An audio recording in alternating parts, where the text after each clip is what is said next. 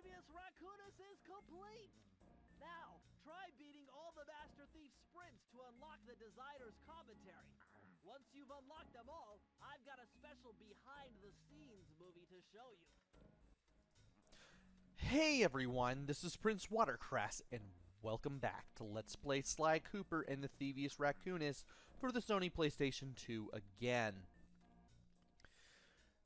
In the last video, we completed the main game, and now it is time, once again, because I did do this the first time around, to play the Master Thief Sprints.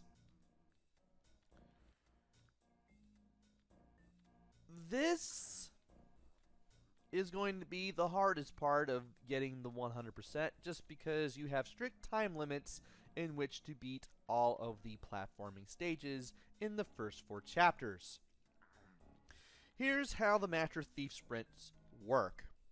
At the beginning of a stage that you have already cleared, there will be an hourglass. You run into it to pick it up, you will start the Master Thief Sprint. From there, you have a limited amount of time to get to the exit. If you get to the exit before the time is up, you complete the Master Thief Sprint. Otherwise, you will have to try and try and try again until you can pull it off. The Master Thief Sprints only apply to the 3D platforming stages in which you play as Sly. Any of the mini-games that either play like twin-stick shooters like Geometry Wars or Robotron 2084 or anything of that nature, as well as any racing stages or stages where you're on a turret and you have to help Murray get from point A to point B, are not part of the Master Thief Sprints. It's all of the platforming stages and all of the platforming stages alone. Only the first 4 chapters of the game, the ones where you fought Sir Raleigh Frog, Mugshot, Ms. Ruby, and the Panda King, only those 4 chapters have Master Thief Sprints. Chapter 5 is exempt from the Master Thief Sprint run.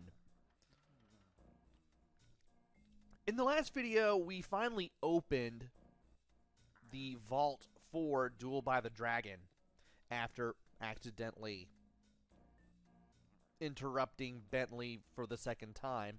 I did not mean to do that. And we got a technique that allows us to stun enemies. What it does, I'm now explaining it because I didn't mention it in the last episode, and this is a perfect time to mention it because, well, there's a reason I'm doing it. What the stun technique does is it doesn't stun all the enemies for a few seconds, it outright gets rid of them. It gets rid of all the enemies in the current level that you are on. So if you need to look for, I guess, extra lives or something, or get coins for extra lives, you can do that. I guess that's why you would want to use that. But if you use that technique before grabbing the hourglass disappears. Also, if you wait too long near the hourglass, it disappears too. So as soon as you see the hourglass at the start of the stage, you need to grab it quickly in order to start the Master Thief Challenge. So, just like the first time around, I am going to be starting with Chapter 1, Tide of Terror. Tide of Terror is quite possibly the hardest of the 4 worlds as far as the Master Thief Sprints go. Even the first level, even that takes me a few tries. Once you get further into the game, though, the Master Thief Sprints become easier to pull off. But if you're starting from the beginning of the game and you're going all the way to end, the learning curve is going to be pretty high. Unless you start later in the game, in that case, they do get a little bit easier.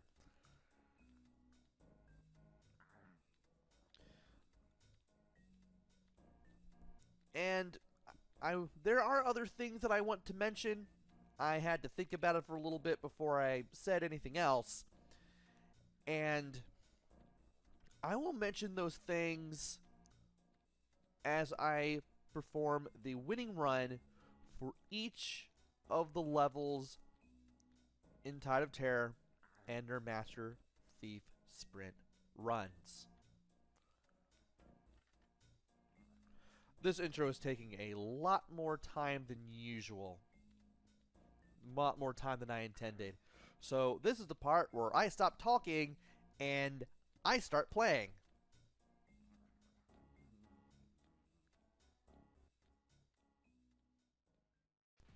A Stealthy Approach. This was the first Master Thief Sprint that I attempted and beaten when I played the game for the first time.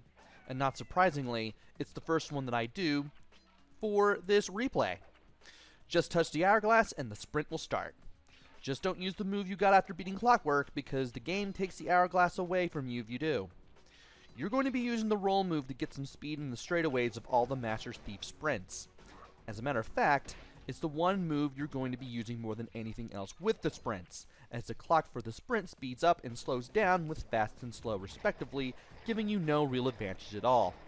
As a result, you have to use roll to move a little bit faster and even go down hills faster.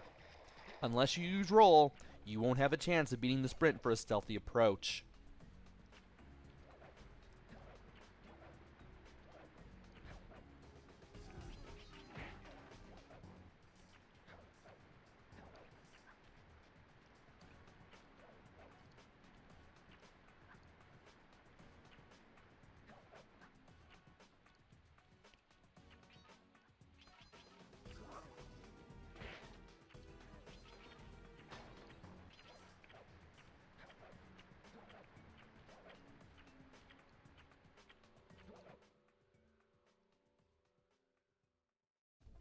Into the Machine.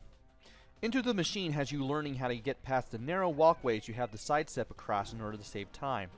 You'll have to use the double jump, then press circle and hold the analog stick or D-pad towards the walls in order to move across faster, keep yourself on the narrow path, and save some time. You'll also need to use the double jump and the circle button to get across the pipe at the top of the fans faster, while also avoiding the fan blades. You'll also have to memorize the stage a little bit and figure out where those rings are so you don't get disoriented and cost yourself a few seconds.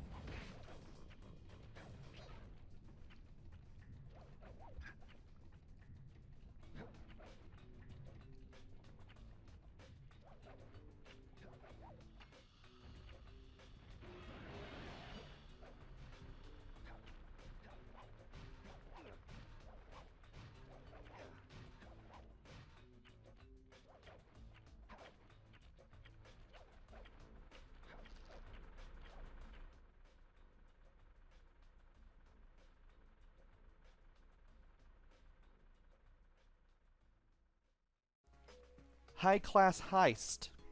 This is probably the hardest of the Master Thief sprints in Tide of Terror. You barely have enough time to get through this one. You'll have to figure out how to get past the lasers quickly so that you can go from set to set without delay and without setting them off. You'll also need to know how to double jump over the laser fences. After that, you'll have to know when and where to cut corners after the jump across the lily pads so you can avoid the spotlights. You'll have to do the double jump across the narrow pathway around the column close to the end, and you'll have to be very careful not to touch the spotlights immediately after it. That last stretch with the spotlights is perhaps the hardest part of the whole sprint. If it weren't for my original playthrough, I would have forgotten entirely how to do this.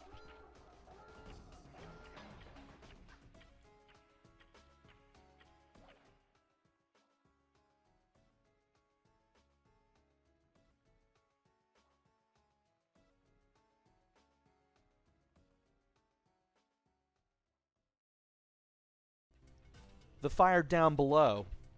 For this one, you'll need to be as quick with the spinning wheels as you are with your footwork. This is especially true of the last wheel that you have to run on, due to that pesky spotlight.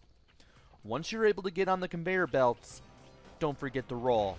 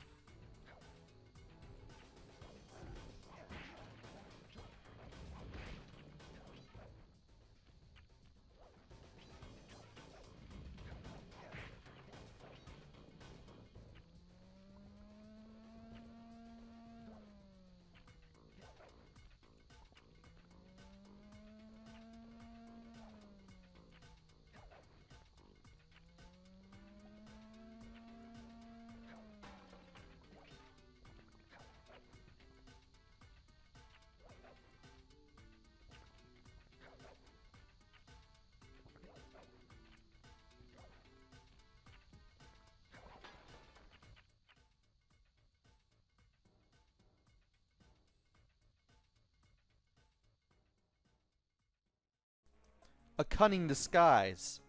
For this one, you clearly can't use the barrel aside from at the very start. Otherwise, you're going to lose this one. You'll also want to roll towards the elevator and off the edge to get past the second set of globes. The hardest part is dealing with the squid guards. I was able to find a hiding place with the first one. As for the one near the end, I just had to roll towards him and hope for the best. When you head to the second elevator, hug the left wall so you don't get hit by darts. Also, getting a charm during the run, or doing this run with a gold charm works best. You'll more than likely need the charm to get past the dart shooting globes at the end. If you don't have one, you can leap on the wooden guardrail to the left near the last dart trap, and jump your way to the exit.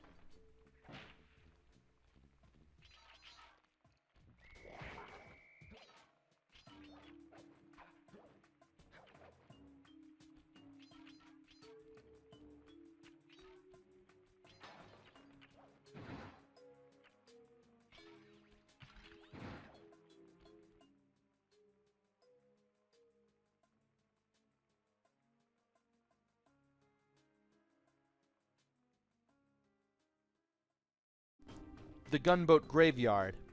The timer here may seem intimidating, but it really isn't, as long as you know the route to the exit. The spotlights at the floating platform bits may make things a little dicey, but if you stay on the move and figure out the movement patterns on the spotlights, you shouldn't have much of a problem making it to the exit before the time runs out.